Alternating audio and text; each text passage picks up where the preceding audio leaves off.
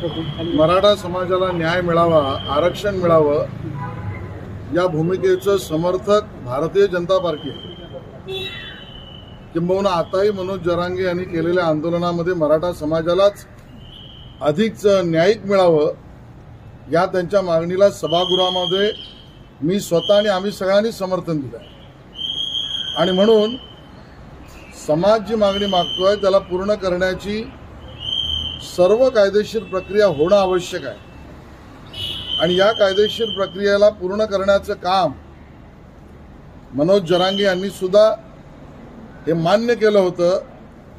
त्यावेळेला देवेंद्र फडणवीस मुख्यमंत्री असताना त्यांनीच न्यायिक टिकणारं आरक्षण दिलंय आणि त्यामुळे न्यायिक समाजाला आरक्षण देणाऱ्या देवेंद्रजींवर असे बिनबुडाचे आरोप करणं हे आम्हाला मान्य नाही, ते असमर्थनीय आहे।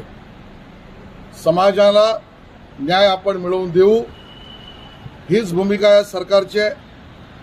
माननीय मुख्यमंत्री एकनाथ शिंदेजींनी छत्रपती शिवाजी महाराजांच्या पायाकडे शपथ घेऊन आताच 10% टिकणारं आरक्षण दिलंय।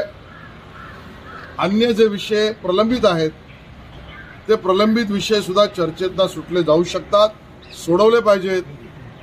या सगळ्यामध्ये कुठलाही राजकीय रंग आणणं हे मराठा समाजाला मान्य नाही।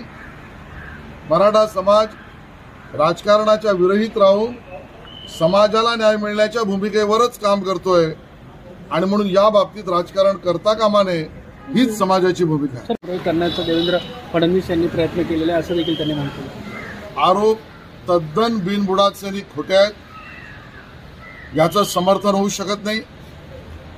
माननीय उपमुख्यमंत्र्यांवर कोणीही बोलताना गांभीर्याने बोललं पाहिजे।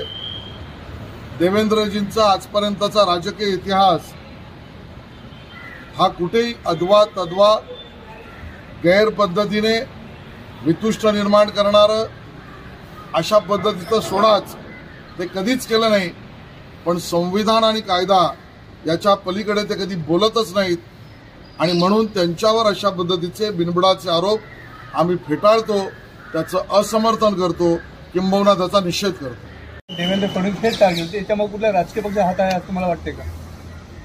मुळामध्ये राजकारण राजकीय पक्षांनी खेळावं, राजकीय पक्षांनी हा प्रयत्नच करू नये की अशा पद्धतीने समाजामध्ये वितुष्ट निर्माण होईल आणि म्हणून या सगळ्यात राजकीय वास येण्याची स्थिती का निर्माण झाली याचा विचार मराठा समाज नक्की करतोय।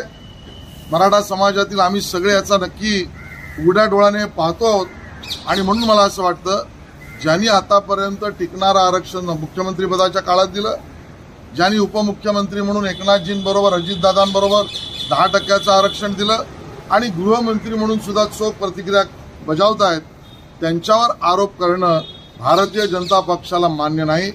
आम्ही ते फेटाळतोय आणि याच्यात राजकारण जर कोणी करू पाहत असेल तर त्याचा राजकीय सामना करायला आम्ही समर्थ आहोत। मला वाटतं महाराष्ट्र विकास आघाडीला लगेच अशा पद्धतीच्या आरोपांवर चौकशीची मागणी करणं यातच कुठेतरी राजकारण आहे का हे आता मराठा समाजाला वाटायला लागलं आणि म्हणून या पद्धतीच्या चौकशांना त्या ठिकाणी उद्धवजी तुमचं, शरद पवार साहेब तुमचं आणि काँग्रेस तुमचं सरकार असताना आम्ही कधी घाबरलो नाही।